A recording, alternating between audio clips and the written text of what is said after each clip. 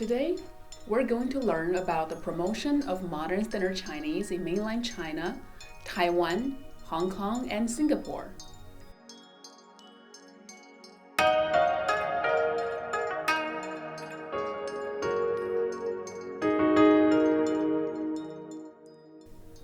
After the founding of the People's Republic of China in 1949, the government played a much more active role in language reform compared to the situation before 1949.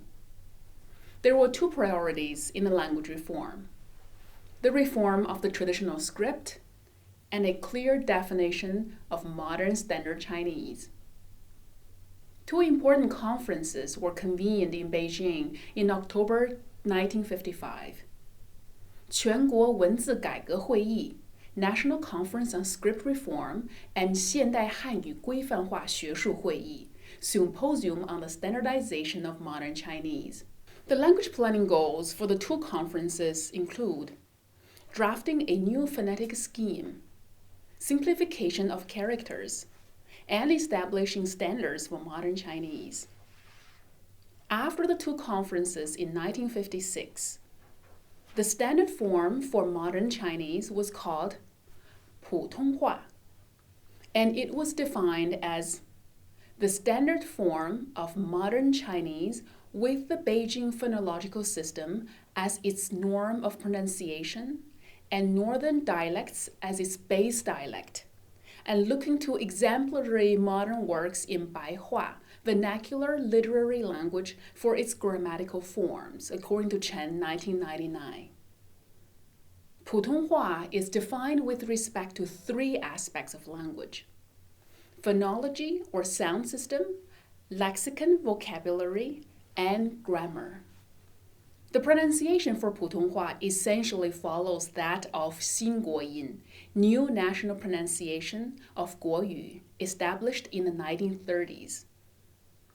The term 国语 was discarded in favor of 普通话because the former sounds somewhat Han chauvinistic, whereas the latter meaning common, which does not have that implication. Since 1958, the phonetic scheme 汉语拼音 was promulgated in the promotion of 普通话. The enthusiasm in promoting 普通话 died out after 1959. Very little attention was paid to the promotional work in the 1960s and 1970s. After the Cultural Revolution, the promotion of 普通话 was resumed, though with less enthusiasm. In 1982, a new clause was added to the revised constitution of the PRC, which stated that 普通话 was to be promoted across the country.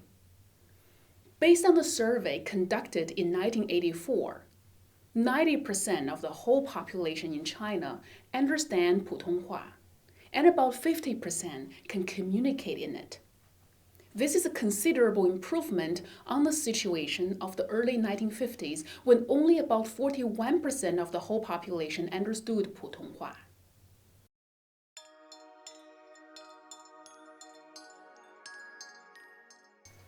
Taiwan has a population of about 23 million. 95% of the population are Han Chinese, and 5% belong to 原住民, who are indigenous Austronesian peoples. Three large groups constitute the Han people. The Holo or Minnanren, Southern Min people, account for 70%, and the Hakka account for about 20% of the Han population. The remainder 10% are immigrants from mainland China who arrived in 1949, who are known as the mainlanders. The official language of Taiwan is Mandarin, or 国语, national language. In addition to Mandarin or 国语, two other Chinese dialects are spoken in Taiwan: Southern Min dialect, also known as 台语, and Hakka, or 客家 dialect. In addition to Mandarin or 国语, Southern Min dialect and Hakka dialect, indigenous languages, were also spoken by 原住民, the indigenous peoples in Taiwan. Taiwan was ceded to Japan in 1895. From the beginning of the occupation, The Japanese promoted the Japanese language among the local residents at the expense of Chinese. Starting from 1920, Japanese was the language of administration at various levels. In 1922, the Chinese language was made an elective rather than obligatory subject in schools, and was withdrawn altogether from the school curriculum in 1937.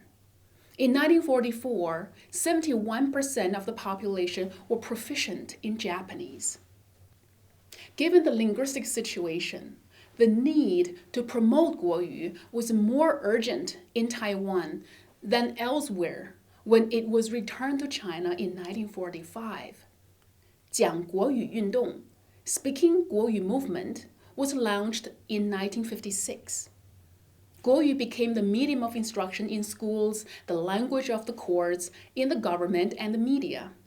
The goal was to replace Japanese with Chinese as the standard language. In this process, measures were adopted which were unnecessarily harsh towards local non-Mandarin dialects. Local dialects such as Southern Min and Hakka dialects and the indigenous languages were also treated as threats and banned. Although such measures caused complaints among speakers of those dialects, they were highly effective in the promotion of 国语 in that in 1991, about 90% of the population in Taiwan spoke 国语. Later, this was referred to as the Mandarin-only stage. Since 1987, the oppressive Mandarin-only policy began to give way to a Mandarin Plus policy, along with a broader societal transformation of liberalization and democratization. The language policy in this stage changed from monolingualism to linguistic pluralism and multiculturalism. Mandarin remains the official language, but the use of local and indigenous languages was also promoted.